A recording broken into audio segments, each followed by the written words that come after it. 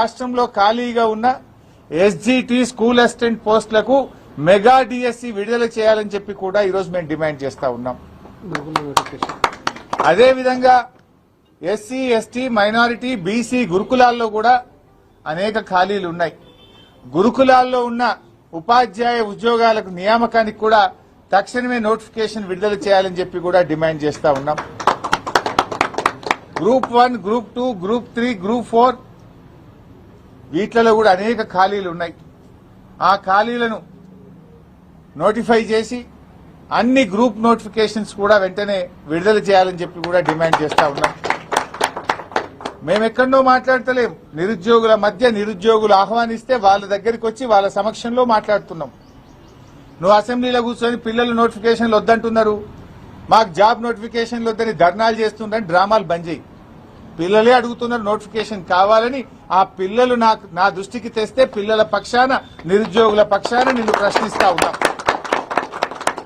చిల్లర మాటలు కాదు కావాల్సింది, జాబ్ నోటిఫికేషన్లు కావాలి. ఏమైంది నీ జాబ్ క్యాలెండర్?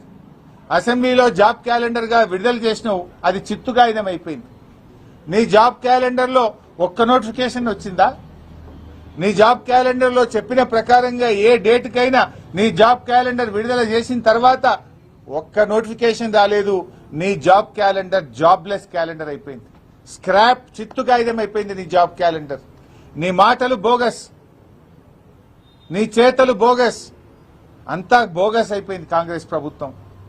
నిరుద్యోగ భృతి ఒక దగ, ఆడపిల్లలకు స్కూటీలు ఒక దగ, విద్యార్థులకు ఉద్యోగులకు నోటిఫికేషన్లు జాబ్ నోటిఫికేషన్లు ఒక దగ, ఫీజు రియంబర్స్మెంట్ ఉన్న పథకాన్ని ఎత్తిపడేసినావు నువ్వు.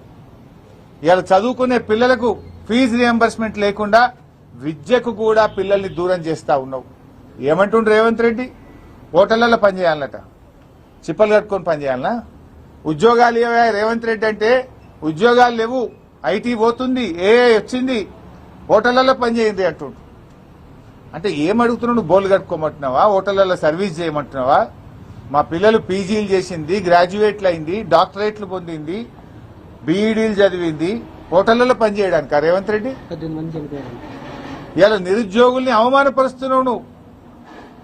2 లక్షల ఉద్యోగాలు ఇస్తాన నువ్వు హోటళ్లలో పనిచేసుకోండి, ప్రైవేట్లో పనిచేసుకోండి అని ఇవాళ నిరుద్యోగ యువతను అవమానపరిచే విధంగా రేవంత్ రెడ్డి గారు మాట్లాడుతూ ఉన్నారు.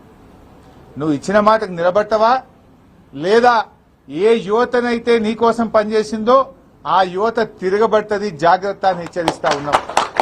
ఏ నిరుద్యోగులైతే నీ కాంగ్రెస్ పార్టీకి పనిచేసిండ్రో రేపు ఆ నిరుద్యోగులే నీ కాంగ్రెస్ పార్టీకి మరణ శాసనం రాస్తారు, జాగ్రత్త అని చెప్పి హెచ్చరిస్తా ఉన్నాం. అయ్యా భట్టి గారు, నువ్వే ఇచ్చినావు అసెంబ్లీలో జాబ్ క్యాలెండర్, మరి నీ జాబ్ క్యాలెండర్కి ఏమైనా ఉన్నదా? అసెంబ్లీలో చెప్పిన మాటకి ఏమైనా విలువ ఉన్నదా? ఎందుకు నోటిఫికేషన్లు ఆలస్యం చేస్తా ఉన్నారు?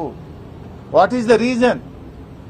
పాపం పిల్లలు లక్షల రూపాయలు ఖర్చు పెట్టుకుని హైదరాబాద్ లో దిల్సుఖ్ నగర్ లో, అశోక్ నగర్ లో రూములు కిరాయిలు తీసుకొని, కోచింగులు తీసుకొని లక్షల మంది పిల్లలు నీ జాబ్ నోటిఫికేషన్ల కోసం కళ్ళల్లో వత్తులేసుకొని చూస్తా ఉన్నారు.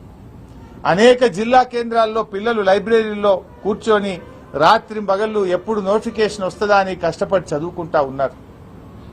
అరే ఏజ్ రిలాక్సేషన్ ఇవ్వంటే ఇవ్వవు నువ్వు, అటు జాబ్ నోటిఫికేషన్ ఇవ్వవు, ఏజ్ రిలాక్సేషన్ కూడా ఇస్తలేవు. ఆనాడు బీఆర్ఎస్ 10 సంవత్సరాలు